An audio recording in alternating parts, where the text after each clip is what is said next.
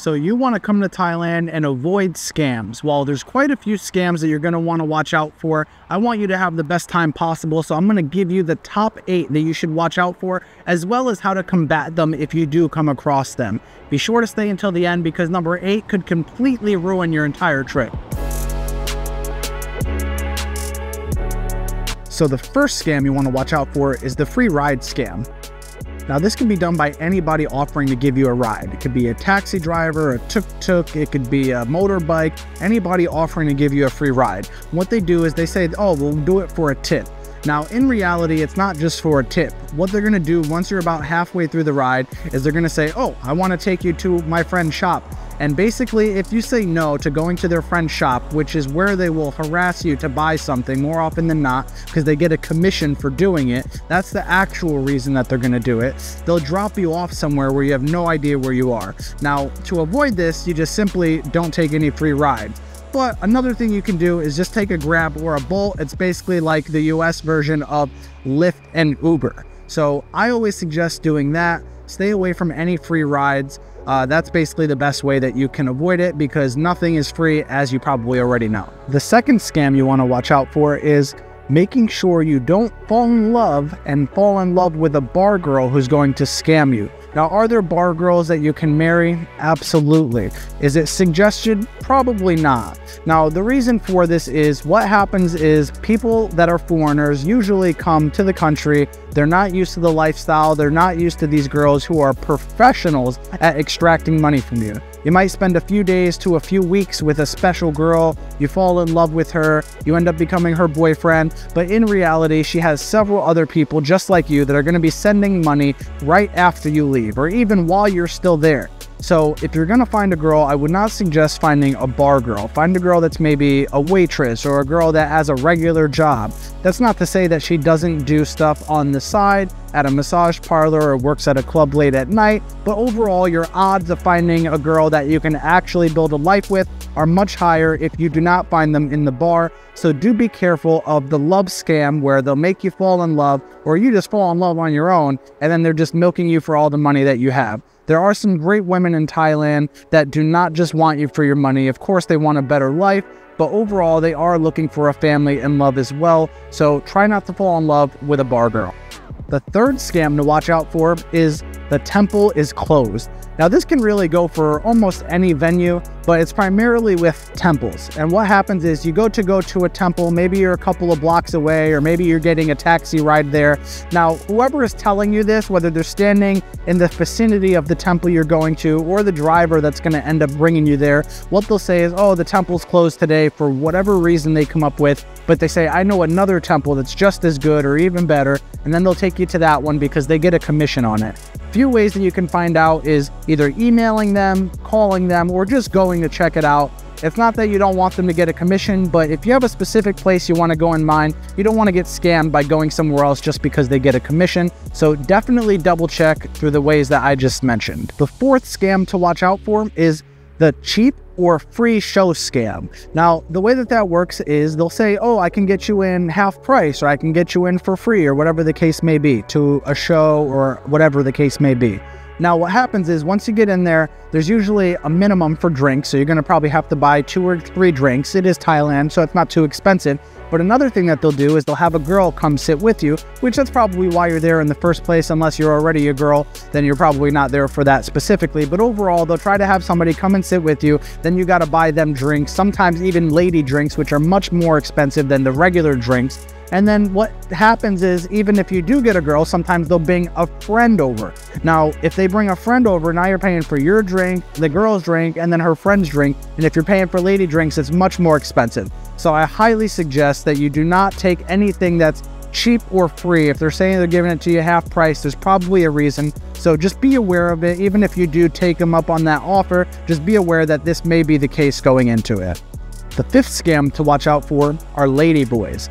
Now, most ladyboys will tell you that they are a boy and not a girl if you ask, and I'm always able to tell whenever I've seen them. There are a few online that you might not be able to tell through video, but overall, you're able to tell if it's a girl or a boy, and 9 times out of 10, if you ask them, they're going to tell you. It's not like America where they're thinking that they're actually women. So that's one good thing. Another thing that you'll have to watch out for is if you're in a bar that is mixed. So most bars in Thailand have either girls or ladyboys, but there are some that are bars and clubs that are mixed. Try to stay away from those if you can, so you don't end up getting scammed thinking you're getting a girl, but it's actually a boy. But the number one way is to use your eyes. I have common sense. That's how I'm able to tell. But if you're not able to tell, just ask directly. And before you get into anything specifically, find out before you end up getting all over each other, because ladyboys, you don't want to end up going there for a girl and ending up like The Hangover when they go to Bangkok, and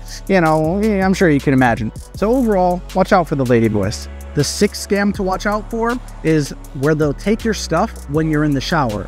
So say that you bring a girl back to your place, whether it's an Airbnb or a hotel, and they say, oh, I want you to take a shower. Sometimes they'll even take a shower first, and then they say, okay, you go take a shower. Now, when you're in the shower, what they can do is take your stuff. So maybe they'll take your wallet, maybe they'll take your laptop, your cell phone, anything of value, really. The way that you combat that is hide anything of value.